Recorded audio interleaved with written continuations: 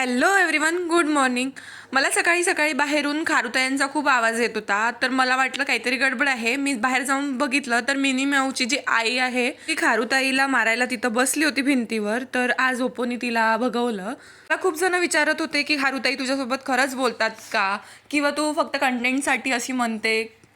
खारुताई तुझ्यासोबत बोलतात, पण तसं नसते. जर एखाद्या प्राण्याला आपण जीवापाड प्रेम करतो तेव्हा तेही आपली व्हॅल्यू करतात आणि तीही एक फॅमिली मेंबर आपल्याला समजते.